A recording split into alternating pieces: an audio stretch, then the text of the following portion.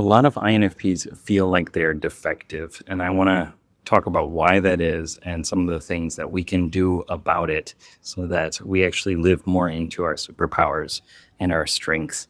And I know the feeling. I know the feeling of waking up and just feeling like something's wrong with you. Like I must have been out doing something. I read a comment. It was like they were saying they must have been out in the bathroom or something like that when people were getting the instruction manuals to life. And actually, something similar to that did happen. There was this big brawl with the yakuza here, and I wasn't wanting to fight, and so I just went in and got a milk tea into the convenience store, and I came out, and there was like chaos everywhere. And I don't know. It just reminded me of that, of like not being in the place that maybe I should have been, but also maybe it's a sign that that is the place that we should be. Like you are where you are, and you've you have this personality type that brings a lot of gifts and joy once you know how to use it, once you start leaning into it. So the first aspect, we'll just go through the cognitive functions. The first one, how introverted feeling affects our sense of self and our perspective that we are broken or flawed or toxic. Introverted feeling is a decision making function that is based off our values and our identity and what's important to us. And we spend a lot of time in this self introspective mode. We want to know if something's good for us or bad for us, or if we are a good person or a bad person. And so, because we spend all that time in there, there's that spotlight effect, but it's really strong for us. It's like we're on stage and there's this spotlight just around us and then darkness everywhere else. And we constantly are focused on who we are as people. And it's not often reinforced. We haven't learned how to reinforce it in a way that is supportive for our future, our present. We just people don't teach us how to do this stuff. So we can we can look at our personality types, we can look at ourselves and our introverted feeling, and we can say, what kind of person do I want to be? And what kind of actions would I need to be taking in order to achieve that goal? And it doesn't have to be an assessment over who we are as people if we fail or if we make a mistake. If somebody says, "Oh, hey, you formatted that wrong," or you didn't write this properly, we don't need to take that as identity statements, but we often do because we spend so much time focusing on how do we feel about things. I'm thinking like it's like your fingerprint. If it's right up close to your eyelashes, you can't see it. You can't see all the little details and the nuances in there. But if you move it back a bit, you can adjust your focus and see things differently. And our identity is like that too. Our introverted feeling is so close to us. Our identity is so close to us that we don't often step back and see it as, we are good people working on ourselves. And if, a mistake is not who we are, a mistake is just an action taken. Okay. The next one, we have a skill in seeing things from all different perspectives and bringing in a whole bunch of different angles and ideas and possibilities. And because we can see all of these different avenues that we could go, it really highlights the gap of how far we are not going. And we get really hard on ourselves. We see that, like, I could be an astronaut. I have so much potential. I could write a book. I have 5 books planned, and I have a couple courses planned and all these art projects, and I'm just not doing it. And we can just spiral out into seeing all these different avenues that could lead to success. And then we zoom back in on the sensory reality of us not taking the actions that maybe we should have or could have or would have been helpful. So what we can do is use idealized design, and we can think about all these different possibilities and use it to inspire us to take actions and to dream bigger, and not compare that to how we are failing now, but just to inspire us to think differently, because you are capable of more than you have experienced already. You can change things.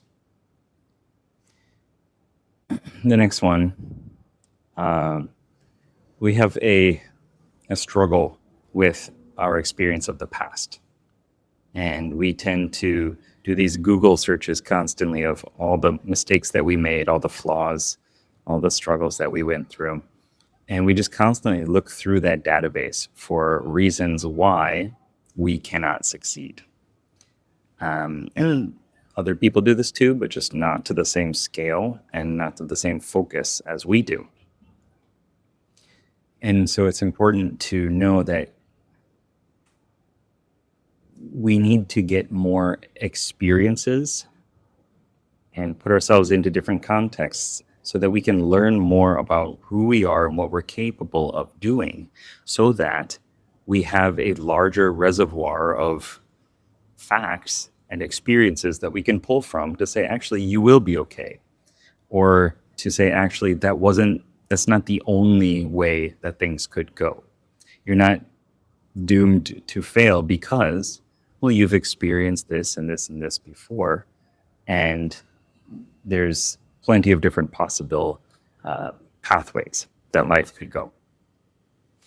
And that's hard because introverted sensing and physical comfort is a safety zone for us, and we retreat to old habits and old routines. And I know you're thinking like, well, I keep trying to start new habits and I just can't do it. And I see other people just wake up and start doing all these new plans, implementing new routines and habits, and I just keep falling off. And I think you've probably succeeded more than you're willing to look at right now, or more than you've shown yourself. It comes up a lot in coaching sessions where people are like, if I stop them and say, what have you done that worked before? They remind themselves. I'm like, oh, actually, I did this thing. I woke up early and studied Japanese, and I was really like focused on it for a while, and then I succeeded, and I got a degree in Japanese, and but I forgot about that. Like we just kind of like brush it off as, oh, it's a one-time thing, but there are secrets and strategies in your successes, so you can mine those for more future success. And one of the last reasons why we feel that we're defective often is because we really struggle with schedules and planning and metrics and just accomplishing things, or even breaking down a goal into what is the possible, like the smallest next step I could take. Grounding it into the sensory world is difficult, as well as structuring it and planning. So we feel inferior to that, to all the people who seem to be doing it successfully all the time, which I guarantee they're not. They might be doing it a bit better than us, but it's not about success all the time. It's about measured improvement and constant improvement. And also we aspire to be really good at that, because we know that if we had a little bit more control and structure, clarity over our life, a little bit more planned outedness of our future or our current day to day, then life would probably be better. And it probably would be. And if you want to follow that, then good. I think it's important to have a bit more planning and structure. It's really helped me out in my life to know that I release a video twice a week, once on Wednesday, once on Friday, or right now I'm like 45 days into doing it every day.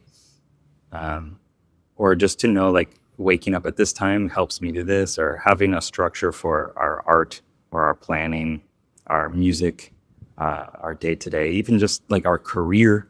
I say even just our career or something.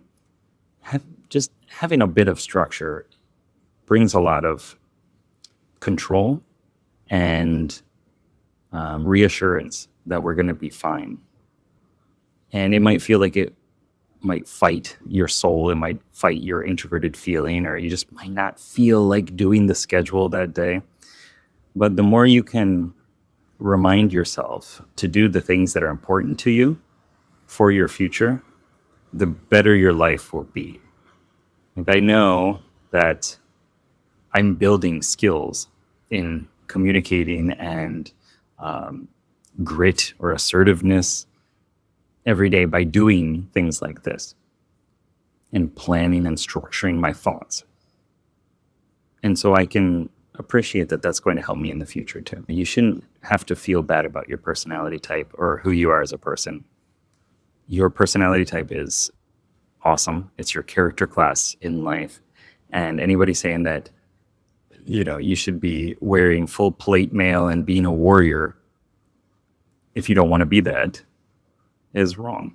You should be your character class. For me, it's more of a healer, wearing cloth and, doing magic and doing a little bit of woo-woo stuff. And that's a better fit for me. And when I realized that I am not what everybody else expected of me, and I was not what I believed of myself, then I was able to change my identity statements, my beliefs, my skills. I learned a bunch of new things, and I started taking different actions, and I changed my world, my environment. And so it really does start with accepting and appreciating yourself and working down from there. And the more you can use your personality type, the better. Good luck, have fun. If you want to join the Evolve community, we got a bunch of INFPs working on themselves too, and you get access to all my courses as well. It's a good place to grow and talk about who we are as people. And there are some other type geeks in there too. It's not just INFPs, but it is mainly INFPs. If that lends you some comfort, then sure. All right. Good luck. Have fun. Peace.